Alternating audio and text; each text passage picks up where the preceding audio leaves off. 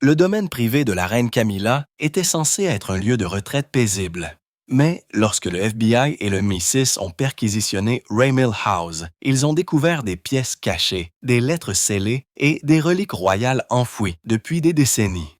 Ce qu'ils ont trouvé à l'intérieur n'a pas seulement fait hausser les sourcils, cela a choqué la monarchie. Et maintenant, plus rien ne semble sûr. La perquisition impensable à Raymil House. C'était le genre d'histoire que personne n'attendait et que la monarchie ne voulait absolument pas voir raconter. Dans une démarche choquante qui a stupéfié à la fois le public britannique et les observateurs internationaux, le FBI, en collaboration avec le MI6, a lancé une opération secrète liée au mystère vieux de plusieurs décennies entourant la mort de la princesse Diana. Mais ce qui a vraiment choqué tout le monde, ce n'est pas seulement l'enquête elle-même. C'était la cible inattendue. Raymil House, un domaine rural privé niché dans le Wiltshire, paisible, isolé et appartenant à la reine Camilla. En apparence, cela ressemblait à un lieu de retraite, un havre personnel pour la reine consort, loin des feux de la rampe de la vie royale. Mais derrière ces murs recouverts de lierre, les enquêteurs ont découvert une maison cachant des secrets que personne n'aurait pu imaginer. Ce qui a commencé comme un scan numérique utilisant des outils de surveillance d'IA de pointe s'est rapidement transformé en une fouille à grande échelle. Au début, les autorités pensaient cartographier la structure pour identifier les menaces potentielles à la sécurité. Mais la technologie a détecté des anomalies. Des murs qui ne correspondaient pas au plan d'étage, des fondations qui laissaient entrevoir des espaces cachés et des interférences électromagnétiques dans des zones où il ne devrait pas y en avoir. Le domaine, autrefois décrit comme tranquille, a été soudainement bouclé. Les agents de protection royale ont été débordés. Une résidence privée était devenue une scène de crime potentiel. Pendant des décennies, des théories du complot ont circulé autour de la mort de Diana. Mais maintenant, pour la première fois, les forces de l'ordre ne chassaient pas les ombres. Ils suivaient de véritables pistes. Et Raymil House était au centre de tout cela. Il ne s'agissait pas seulement d'une vieille télétragédie, il s'agissait de découvrir ce qui avait été soigneusement dissimulé. Des preuves de manipulation, de tromperie et de contrôle directement liés au cercle royal. Au fur et à mesure que les enquêteurs s'enfonçaient dans la maison, chaque couloir et chaque porte ont commencé à raconter une nouvelle histoire. Et ce qu'ils ont trouvé ensuite a tout changé. Des pièces secrètes, des murs cachés et la double vie de Raymil. La technologie ne mentait pas. Derrière les murs polis de Raymil House, des pièces cachées ont commencé à apparaître sur les scans. De faux murs, des coffres-forts intelligemment construits, et même des tunnels scellés sous le domaine. Et c'était une architecture avec un but, et cela n'avait rien à voir avec le luxe. Ce n'étaient pas des rénovations excentriques, ce sont des structures intentionnelles, construites pour dissimuler, protéger et stocker. Quoi exactement? C'est ce que les enquêteurs devaient en découvrir. Une pièce n'avait pas de porte visible, elle n'était accessible que par un panneau dans la bibliothèque. À l'intérieur, une pièce sans fenêtre remplie de classeurs, de boîtes et de caisses non étiquetées. Un autre espace caché dans le sous-sol avait des murs insonorisés et des serrures renforcées, du même type que celles utilisées pour les salles de preuve désécurisées. Les experts en architecture ont déclaré que c'était très inhabituel pour un domaine privé. Les enquêteurs ont appelé cela une forteresse déguisée. Ce qui les a le plus choqués, c'est quand ces caractéristiques ont été datées.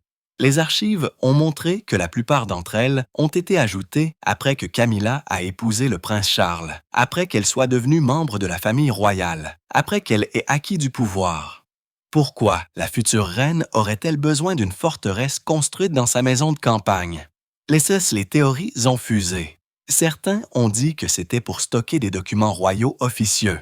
D'autres pensaient que c'était pour cacher des communications, des objets sensibles ou même des souvenirs d'une vie passée que le palais n'avait jamais approuvés.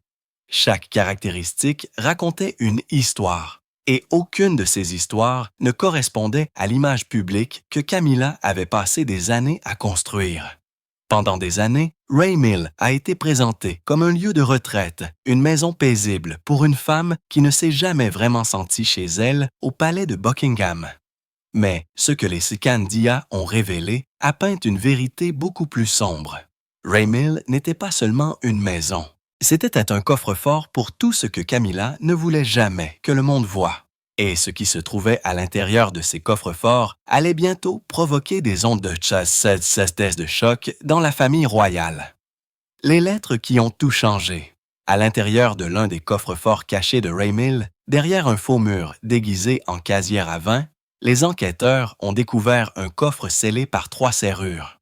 Il a fallu des heures pour l'ouvrir, mais ce qu'il contenait allait bientôt devenir la découverte royale la plus commentée de la décennie. Des lettres, des douzaines, toutes manuscrites, toutes signées, toutes indéniablement de Camilla. Certaines remontaient aux années 1980, des années avant la mort de la princesse Diana. D'autres ont été écrites pendant le mariage de Camilla avec le roi Charles, alors que le monde pensait que leur liaison était terminée depuis longtemps. Mais ce n'étaient pas que des lettres d'amour, c'étaient des confessions. Certaines étaient adressées à des amants anonymes, utilisant des surnoms codés, un langage émotionnel et des descriptions qui ne laissaient aucun doute. Camilla avait continué des relations amoureuses au-delà de Charles. Certaines lettres laissaient même entendre des rendez-vous arrangés lors de tournées royales officielles. Une lettre était particulièrement glaçante, datée d'à peine 3 semaines avant la mort de Diana. Elle faisait référence à une tempête médiatique qui allait bientôt passer et se terminait par les mots: « Quand la couronne sera enfin nôtre, personne ne se souviendra du fantôme qui a pleuré. » Mais la lettre qui a glacé les enquêteurs était celle où Camilla décrivait la dépression de Diana avec des détails cruels. Elle sanglotait comme un enfant devant Charles. « Je me suis détourné. C'était pathétique. L'écriture a été vérifiée. Le style correspondait à des notes antérieures archivées par les historiens du palais. Il était impossible de le nier. » C'était la vraie voix de la reine Camilla, à huis clos, sans filtre et sans excuse. La découverte n'était pas seulement scandaleuse, elle était historiquement accablante. Car pour la première fois, le public pouvait voir ce que beaucoup soupçonnaient depuis longtemps. Camilla n'était pas seulement une survivante du chaos royal, elle en était une architecte. Et les lettres n'étaient que le début. Les reliques oubliées, preuve d'une double vie. Aux côtés des lettres, les enquêteurs ont commencé à cataloguer des objets cachés dans les planchers, derrière de faux murs et à l'intérieur d'armoires scellées. Certains étaient tout simplement bizarres. Une collection d'anciennes invitations royales, des notes de Charles, des photographies fanées, mais d'autres étaient beaucoup plus graves et juridiquement discutables. Une boîte contenait des artefacts royaux que l'on croyait perdus. Parmi eux, une montre gravée des initiales de la famille Windsor, signalée disparue des archives royales il y a des décennies. Une autre contenait de la correspondance officielle portant les sceaux du palais de Buckingham, des lettres jamais archivées, jamais divulguées aux archivistes de la couronne. Et puis, il y avait le portrait, une peinture d'un jeune prince, Charles, non signé mais indéniablement réel. Les experts ont déclaré qu'il n'avait jamais été vu publiquement et qu'il ne figurait dans aucune collection royale. Comment s'est-il retrouvé dans le domaine privé de Camilla? Les historiens étaient stupéfaits, la sécurité royale était furieuse, et le public outré. Certains ont émis l'hypothèse que Camilla avait lentement, au fil des décennies, constitué ses propres archives privées, non pas seulement de souvenirs, mais de pouvoir, des éléments qui pourraient un jour servir de levier, ou pire, de protection. Elle n'a pas seulement épousé la monarchie. Selon ce qui a été trouvé, elle cataloguait discrètement sa propre version de celle-ci. Tout, des héritages disparus aux lettres personnelles, pointaient vers une idée terrifiante. Camilla vivait 2 vies, l'une devant les caméras à côté de Charles, portant des tiares et saluant la foule. L'autre derrière des portes verrouillées, archivant une histoire cachée que le palais n'avait jamais approuvée. Et maintenant, le coffre-fort avait été ouvert. Les secrets. Divulgués et rien, ni la couronne, ni le palais ne pouvaient les enterrer à nouveau. La princesse Anne avait raison depuis le début. Pendant des années, la princesse Anne a été dépeinte comme froide, acerbe et peu accueillante, surtout envers Camilla. Mais maintenant, après les découvertes du FBI à Raymil House, ces anciens avertissements ne refont pas surface. Ils sont recadrés comme la vérité.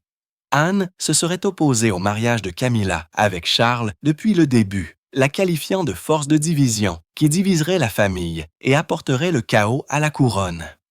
À l'époque, beaucoup l'ont rejetée comme rigide, jalouse ou simplement résistante au changement. Mais les lettres cachées, les héritages volés et les coffres-forts secrets trouvés à Raymil ont rendu une chose douloureusement claire. Anne a vu le danger avant tout le monde. Parmi les objets récupérés figuraient des effets personnels et des notes manuscrites qui semblaient confirmer ce qu'Anne craignait, à savoir que Camilla avait discrètement organisé son propre pouvoir, réécrivant le récit royal derrière les murs du palais. Une source a affirmé qu'Anne avait un jour dit à un conseiller principal « Elle n'est pas l'une des nôtres. Elle joue le rôle, mais elle nous joue tous. » Jusqu'à présent, ces mots avaient été ignorés. Mais l'opinion publique évoluait rapidement. Ce qui était autrefois considéré comme l'entêtement d'Anne est maintenant perçu comme prophétique. Les preuves trouvées à Raymil ne prouvaient pas seulement que Camilla avait quelque chose à cacher. Elles montraient que quelqu'un dans la famille royale avait tiré la sonnette d'alarme depuis le début, et cette personne était la princesse Anne. Alors que les gros titres explosaient et que le silence royal s'épaississait, la position d'Anne, autrefois controversée, est devenue un point de ralliement. Elle ne s'est pas réjouie. Elle n'a pas parlé, mais son silence en disait long. L'image de Camilla en tant que royale réticente se fissurait, et Anne, autrefois dépeinte comme la méchante de ce chapitre de la monarchie, était devenue sa voix de raison silencieuse. Mais au moment où l'on pensait que les choses ne pouvaient pas aller plus loin, elles l'ont fait.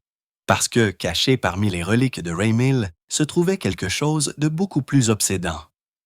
Diana, le fantôme de Diana, la tragédie qui n'est jamais morte.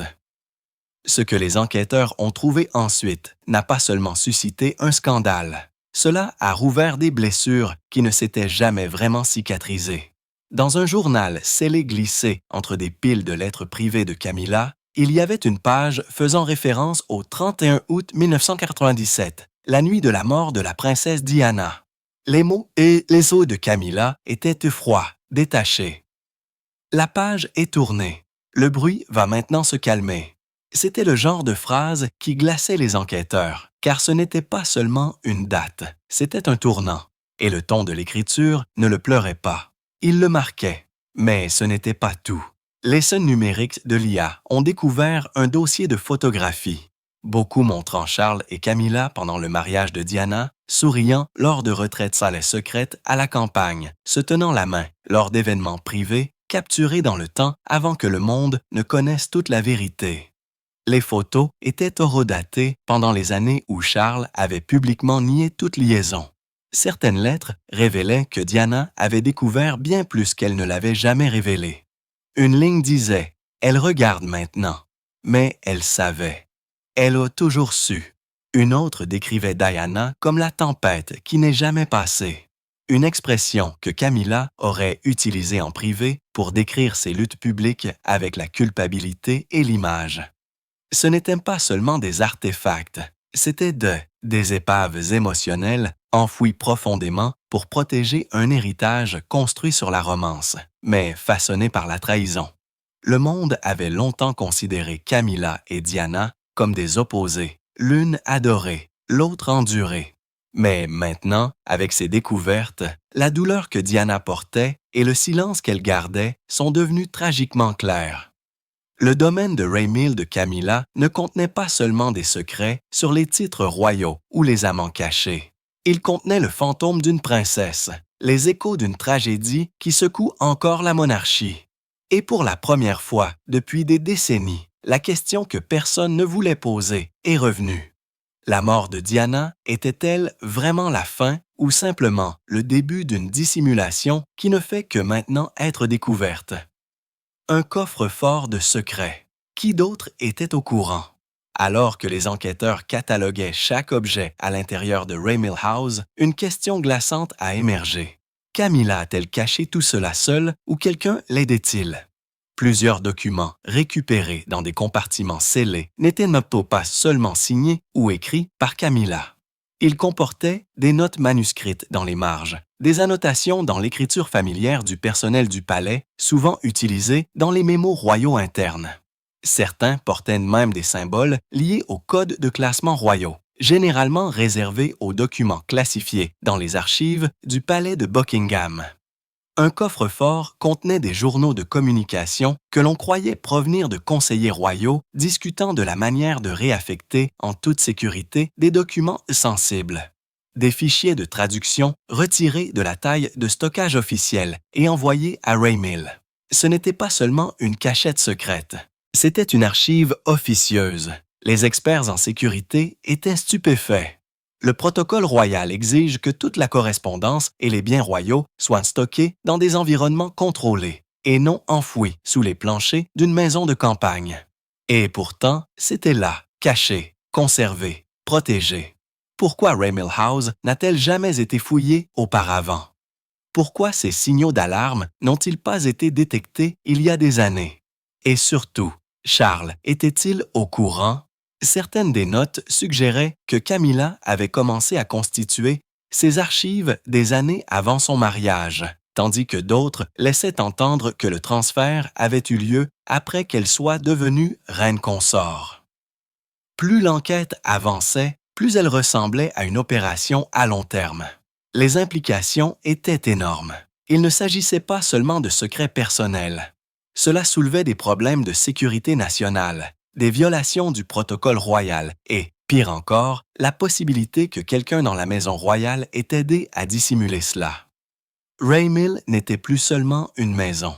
C'était un coffre-fort de mensonges et le couvercle avait finalement été arraché. Mais le vrai rebondissement est venu ensuite.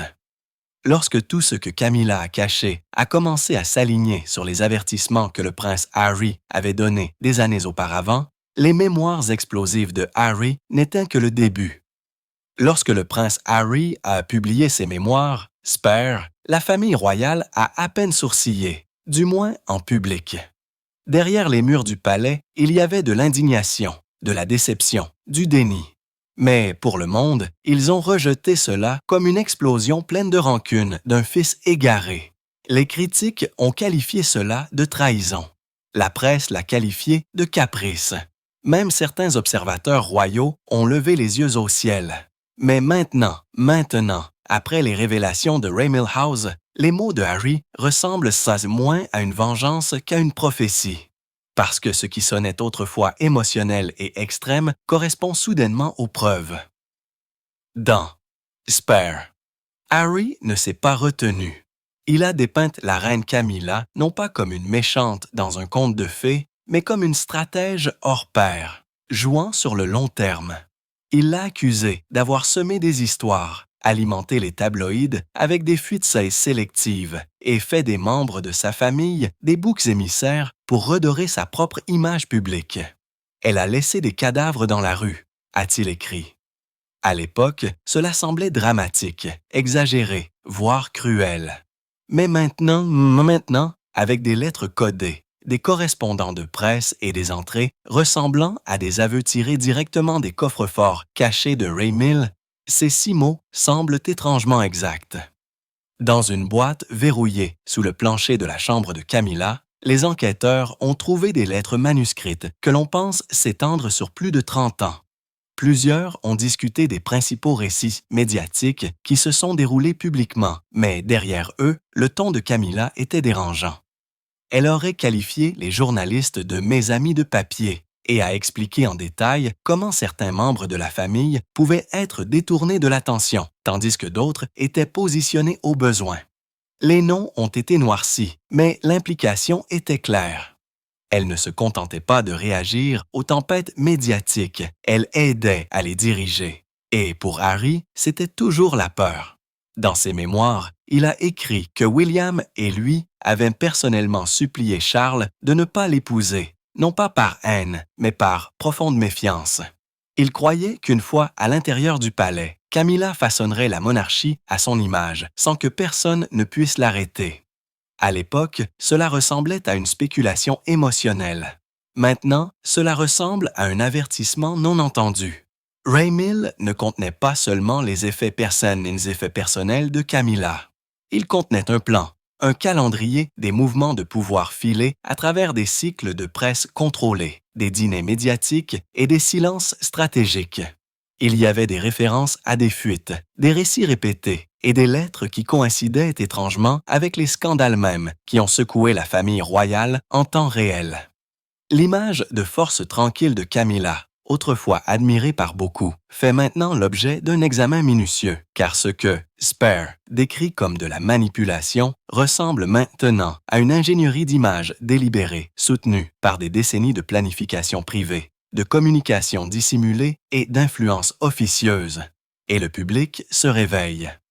La femme autrefois considérée comme la compagne calme et loyale de Charles est maintenant réévaluée, non pas comme une survivante passive des drames du palais, mais comme une architecte centrale de l'ère la plus controversée de la monarchie. Harry a averti que Camilla était dangereuse, que son besoin d'être accepté par le public britannique la rendait impitoyable, que personne, pas même Diana, n'était à l'abri d'être jeté sous le bus au service de sa rédemption. Maintenant, avec les secrets de Raymil exposés, cette affirmation ne ressemble plus à un prince en colère qui se déchaîne. Cela ressemble au seul qui l'a vu venir. Mais le couronnement a déjà eu lieu. La cérémonie s'est terminée. La couronne est sur sa tête, et pourtant, quelque chose est différent. Cette couronne, autrefois un symbole d'amour enfin réalisé, porte maintenant le poids de chaque secret qu'elle a essayé d'enterrer, de chaque rire qu'elle a déformé et de chaque voix qu'elle a réduite au silence. Parce que les mémoires de Harry n'étaient pas seulement un règlement de compte, c'était un début. Et maintenant, le monde est enfin en train de rattraper son retard. Un trône construit sur le scandale.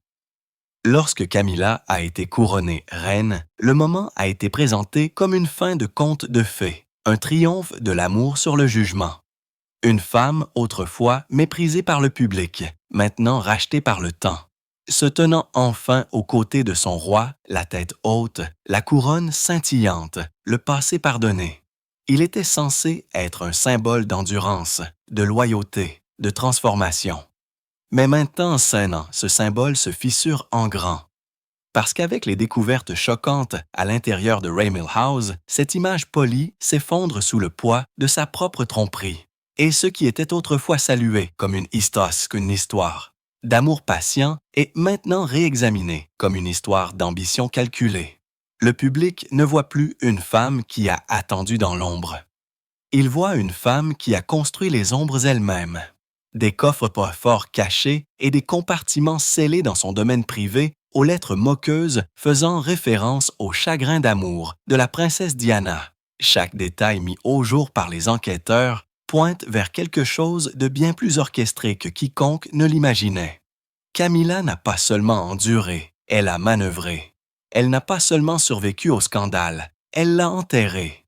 Et derrière les sourires polis et les apparitions publiques soigneusement gérées, elle réécrivait l'histoire royale de l'intérieur.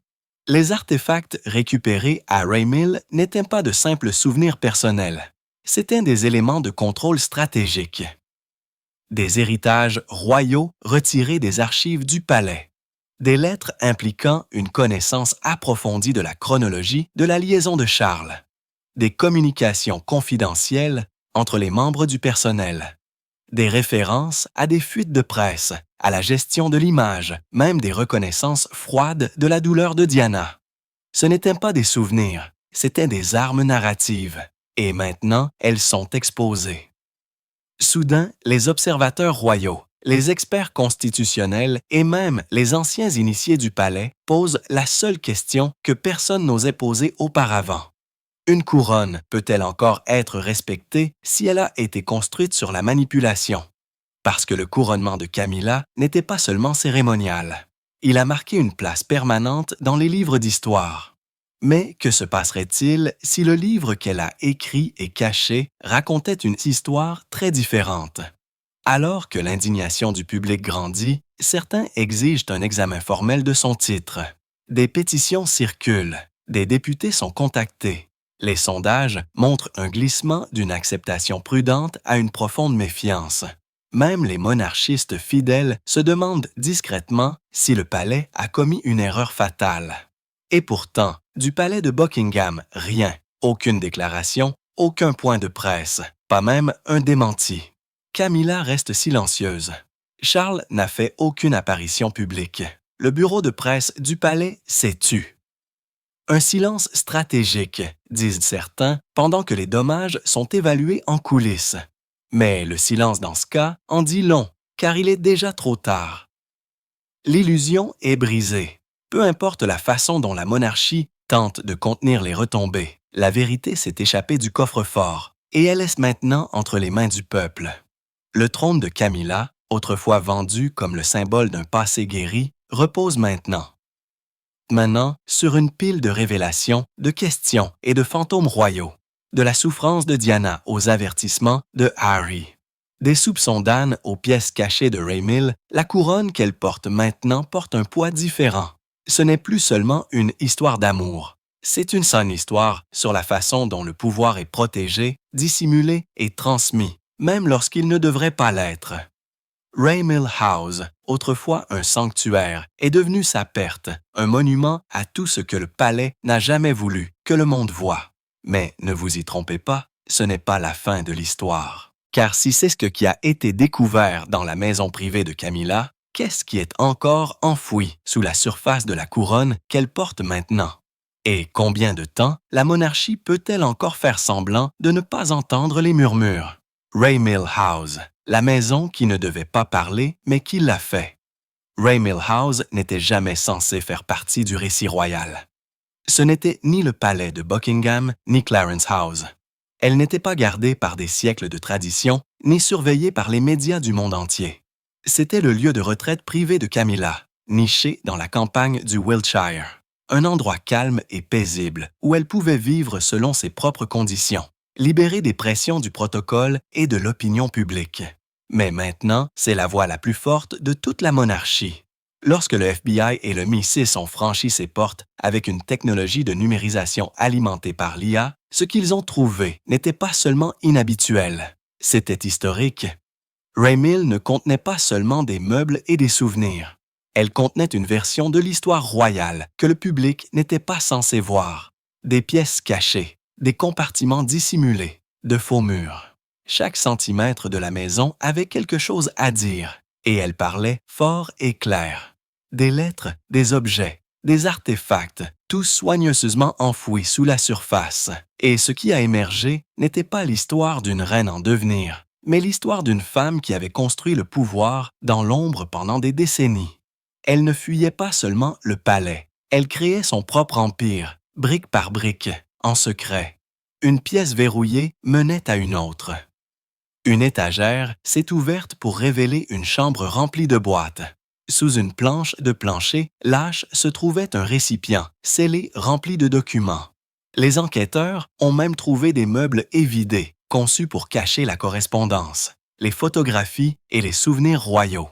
Ce n'était pas de la paranoïa, c'était de la précision. Tout était caché pour une raison. Rien n'était laissé au hasard. Les experts appellent ça maintenant Raymil la maison des échos, un endroit qui n'abritait pas seulement des secrets, mais les préservait. Un enquêteur l'a parfaitement décrit. Chaque pièce avait quelque chose qu'elle ne voulait pas que le palais sache. Mais maintenant, nous savons tous que les découvertes n'ont pas seulement dépeint Camilla sous un nouveau jour. Elles ont remonté jusqu'à l'âme même de la famille royale. La douleur de Diana, les avertissements de Harry, les soupçons d'Anne, le silence de Charles.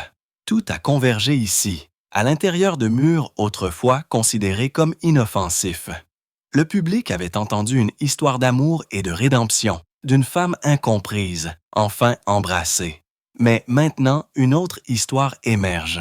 Une histoire écrite à l'encre cachée, scellée dans des coffres-forts, et seulement découverte lorsque quelqu'un a osé regarder.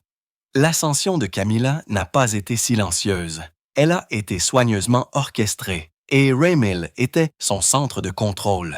Une maison construite non seulement pour l'intimité, mais pour la protection. Contre l'examen minutieux, contre le scandale, contre l'institution même qu'elle représente maintenant. Mais peu importe la profondeur à laquelle les secrets étaient enfouis, Raymil les a tous révélés.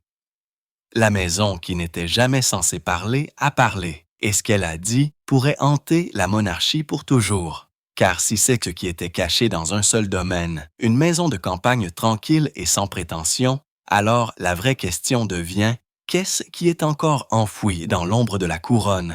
Raymil House n'était pas censé parler, mais après la perquisition, elle a raconté une histoire plus puissante que n'importe quel communiqué de presse. Les secrets de Camilla sont maintenant publics, et la couronne qu'elle porte projette une nouvelle ombre.